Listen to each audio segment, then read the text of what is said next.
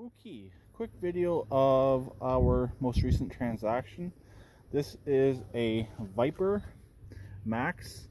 125cc four-wheeler. Has forward, neutral, and reverse. Issues. It's got a pretty bad carburetor leak, so I'm debating on actually replacing the entire carburetor or taking it apart tomorrow and seeing if I can fix it. I might take the carburetor apart and see if we can fix it. We'll save 30 bucks on a new carburetor. The other issue it has is it's missing a chain guard down in here, so I'm probably gonna have to take all the plastics off to actually get to it.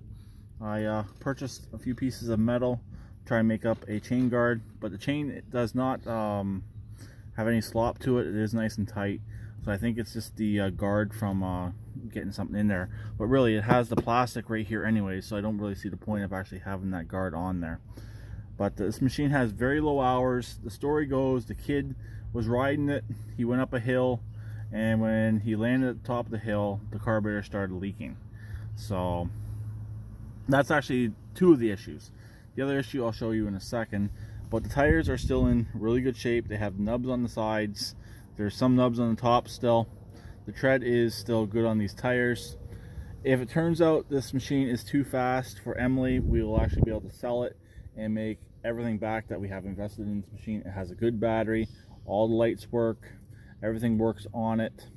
So it's only a few months old and it's actually still under warranty. But the warranty card, if I can figure out how to find a website and register this machine, I'm going to see if the warranty might cover the carburetor. We'll see on that. But currently the fuel is off. If I was to turn the fuel on a little wee bit even, it's going to flood that carburetor and it's just going to overrun it. The machine will only run on high idle if you can get it to run. It is a little on the tricky side to actually start up. But so that's the two issues on, that's the big issue and the not so big issue.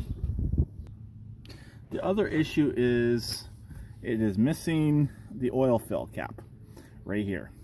They actually put a piece of wood in there. The father said he did shave it down, so it's actually fitting in here nice and tight. But I definitely do want to fix that. I don't know if it has a dipstick on here, so if anybody knows if this would have had a dipstick on the end, please let me know. So I don't know if there is a sight glass on here to see how much oil is actually in the machine. Also, I was reading the book. It doesn't say anything about the actual crankcase oil. It just says the gearbox oil, which is 1540, I believe it was. And the only 1540 I could find was diesel. So let me go grab the bottle and I'll show it. So like I was saying, this is the only 1540 oil I could find, which is diesel oil. And the motorbike oil was 1040, so it's a little bit, I guess it'd be a little bit thinner. So the book calls for 1540.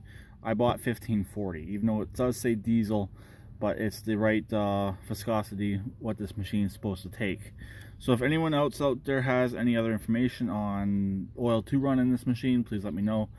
I do believe the crankcase is connected with the gearbox, so as the piston comes down, it does share the same oil pan. So because it does not say anything about engine oil on this, and obviously it is a 4-stroke. So if anyone else out there can give me a hand on any other information about this, it'd be greatly appreciated. But I need this guy here, definitely. That is the most definite I need to fix. I bought some metal. I'm going to try and make up a chain guard for it out of metal. And the carburetor, if I can fix it, I will definitely leave this carburetor. Sorry about that. But they are relatively cheap, so that's not really a huge deal on that. But I kind of bent the seat a bit yesterday trying to get it off. That's not a huge deal either. Put some weight on there, it's going to bend it right back down. I didn't realize there was a catch in the back to release it. But all the plastics are good. The back rack is good. The lights all work. Also, it needs the piece for the gas cap, the vent, the little vent on there. They kind of taped it up and put a piece on there. But I don't know if they put ethanol fuel in this and that's what rotted it. But I really don't know. But the fuel lines all appeared to be okay. like I said, it does run. Actually, I drove it from my side gate to the spot right here, so it did drive okay. And like I said, it only has it doesn't have very much use on it. I don't know if he was doing burnouts. The back tires, they still, like I said, they still have their nubbies on them, so really he didn't get very much use out of it. The front brakes need to be adjusted a little bit, but nothing major. And I believe when it's running, the little control box up here lights up for forward, neutral, and reverse. But like I said, I can't really get it running too easily. I don't want to leak out gas all over the place. But here it is.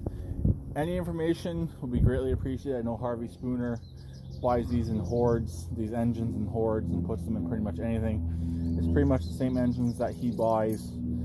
The only downside to this, it does not have a kickstart, it does not have a pull start.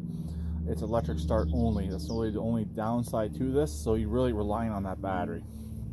But so like I said, if anyone has any information that can pass on to me, be greatly appreciated.